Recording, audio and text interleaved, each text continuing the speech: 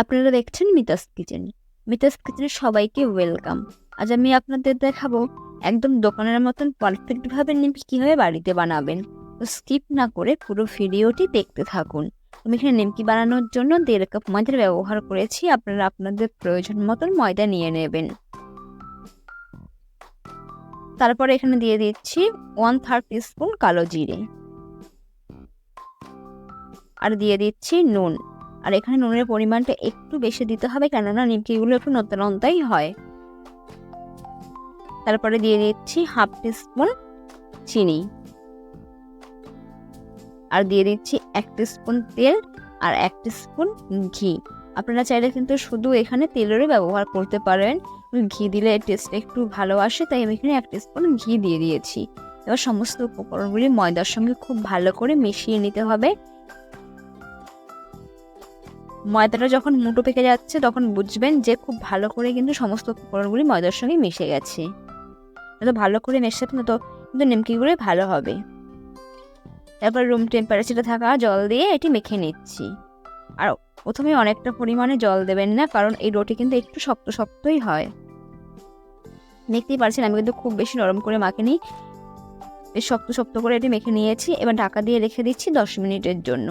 10 minute পর ঢাকাটা আমি খুলে নিয়েছি, আর এখান থেকে লেচি কেটে নিয়েছি। একটি লেচি নিয়ে নিয়েছি, এবার এটি বেলে নেব। তোমার বেলা হয়ে গেছে, এবার এগুলি নিমকির আকারে কেটে নেব।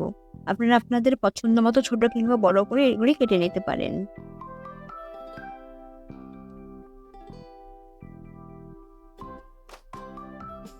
এক সাইড আমার কাটা হয়ে গেছে, এবার অপর সাইডটি কেটে নিচ্ছি।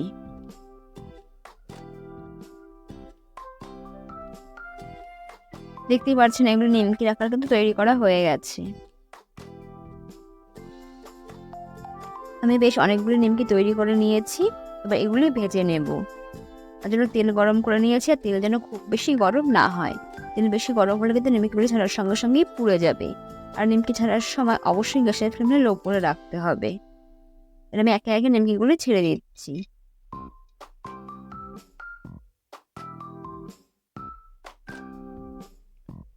সমস্ত নিমকিগুলি আমার দেওয়া হয়ে গেছে, এবার এগুলি খুব ভালো করে ভেজে নেব। এর সুন্দর একটি কালার আসা পর্যন্ত নিমকিগুলি কিন্তু খুব ভালো করে ভেজে নিতে হবে। আর আপনারা অবশ্যই বাড়িতে একবার ট্রাই করতে পারেন, কারণ এটি খুব সহজেই কিন্তু বানানো হয়ে যায়। তো 5 থেকে 6 মিনিটের মতো আমি নিমকিগুলি খুব ভালো করে ভেজে নিচ্ছি।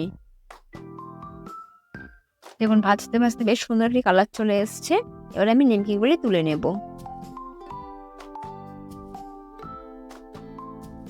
নিমকিগুলি তুলে আমি একটি টিস্যু পেপারের উপর রেখে দেবো, কেননা এর এক্সট্রা তেলটা খুব ভালো করে ঝরে যাবে। রেসিপিটি আপনাদের কেমন লাগলো সেটি অবশ্যই আমায় কমেন্ট করে জানাবেন। ভালো লাগলে লাইক ও শেয়ার করতে পারেন। আমার চ্যানেলে নতুন হলে চ্যানেলটি সাবস্ক্রাইব করবেন ও পাশে থাকা বেল আইকনে ক্লিক করে দিতে কিন্তু ভুলবেন না। সবাই ভালো থাকবেন, সুস্থ থাকবেন। ধন্যবাদ। দেখা হচ্ছে পরবর্তী কোনো নতুন রেসিপিতে।